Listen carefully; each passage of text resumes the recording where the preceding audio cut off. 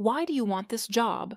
It sounds like a soft, friendly question. From the other side of the interview table, it is not. It is a screen-out question, and the answer almost every video tells you to give is the exact one that quietly marks you down. So let's flip it around and look at what the interviewer is really checking. When an interviewer asks this, they are not waiting to feel flattered.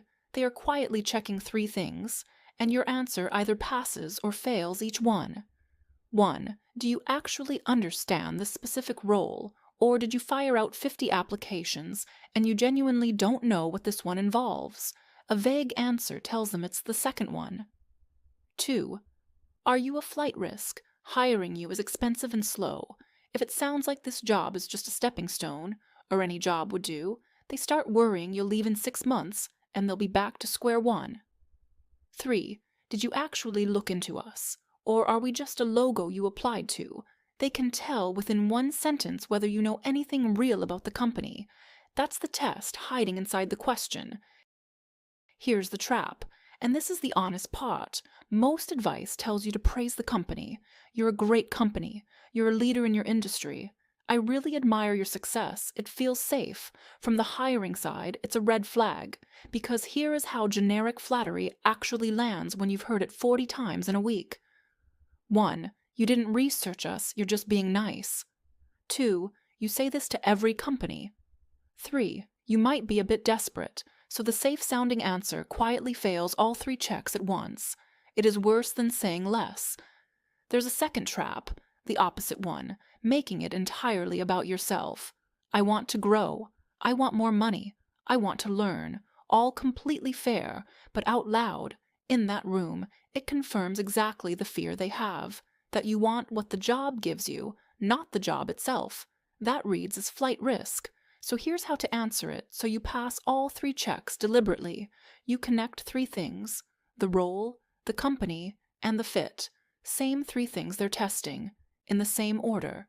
The role, name something specific about this actual job that you genuinely be good at and enjoy.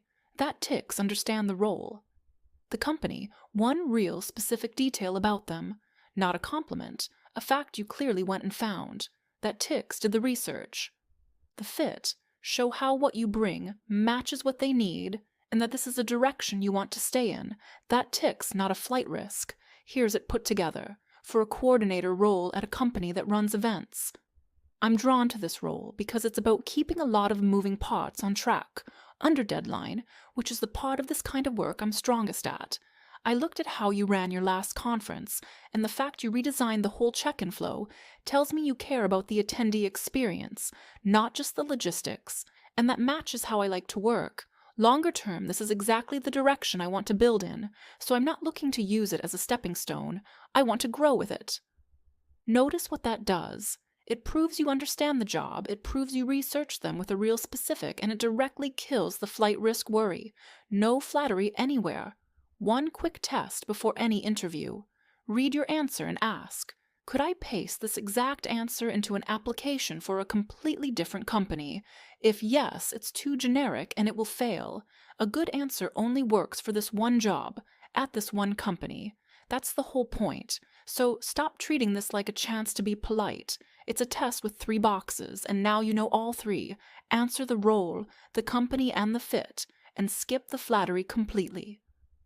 This channel is honest job hunting help from the side of the table most people never see. Follow for the interview tips most advice skips, and next time I'll show you why your star answers might be the thing getting you rejected.